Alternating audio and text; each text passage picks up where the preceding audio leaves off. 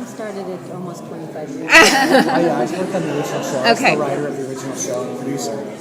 Kathy's the producer of the new show. Much better than that. So I started in the original show, and I think it really was when episode 1 was announced that fans started saying, well, then when are you going to update the attraction? Right. And George Lucas actually called us up to the ranch and showed us the pod race from episode 1. We didn't see anything else from the movie, just that. He said, I think this should be the next Star Tours run. And we boarded, we were ready to go. I mean, were you just so excited when you saw that? Oh, totally, because you could could tell see that it. the motion base and that kind of action sequence would be a perfect blend. But we decided to wait, and because we said, well, what's going to be in episode 2? Because we were only going to get one shot to do a new show.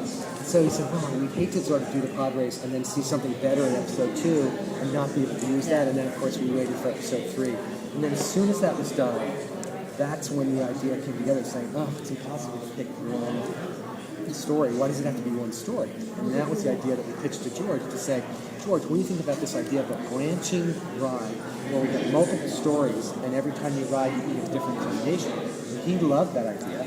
And then we went into production. So I know for the fans, it was like, oh, why do we have to wait so long? But honestly, I am much happier with the show that we created now than I think I would be today had we done just a single pod race adventure. Because we've got 54 different it's combinations fantastic. instead of one, which I think is one of the gigantic breakthroughs of this version. Probably multiple things. One was, what can the motion base do that we didn't do in the first shot? What could that thing simulate that we haven't simulated that people would say would be different on every rides? The second was, what are the iconic Star Wars physical adventures that you want to recreate? Oh my gosh, I want to be in a speeder bike. Oh, I love the Battle in Hoth. Oh, I love. So we kind of said, well, let's go and pick from Trilogy 1 and Trilogy 2, iconic things, and then also visually, how do we make them all different? You know, a white, snowy planet, a dry, dusty desert planet, a lush green jungle planet, the blackness of space with the Death Star and the asteroid field. So we tried to make sure that the differences in what we picked were so obvious that people didn't come out and say, was that different? Was this different than the last time I wrote it? We wanted to make it absolutely clear. Every place we go to is really distinct.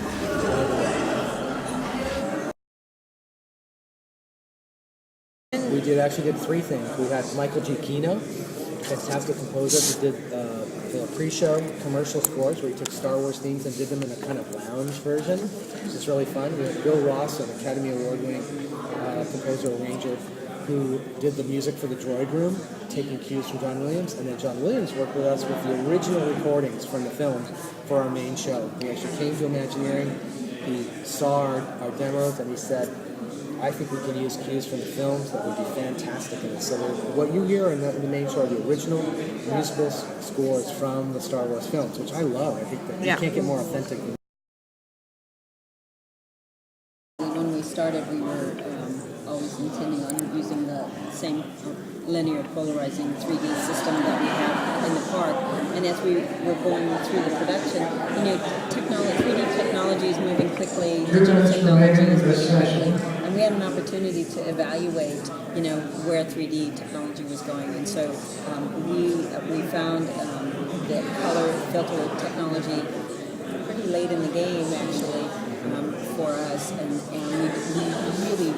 It was so much, the leaps in the quality and the immersive experience. We made a decision to change our technology and go to the color filter technology that we're using today.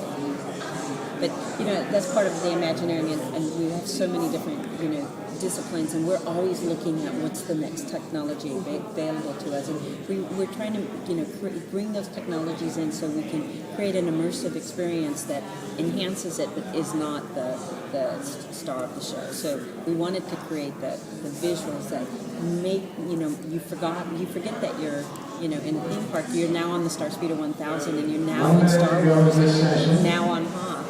So those are one of the things that we are always looking at, is how do we really make this so immersive that you forget that where you're at and you put yourself in that experience.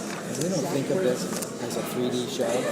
We think of this as a show that uses 3D. In other words, we've done lots of 3D shows, Muppet Vision 3D, Tough to Be a Bug. That's all about the gimmickry of 3D.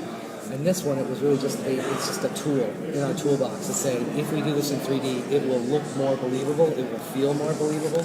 And so we really were restrained. There are very few of our traditional 3D gags in the show. And we did that on purpose. We said it's not about that. It's about what goes from the windshield back, with the exception of one surprising finale and some things that we put on the windshield plane to help sell the idea to the audience that you're in a real thing and there's glass here and there's a tongue of some creature or there's some little critters crawling on it.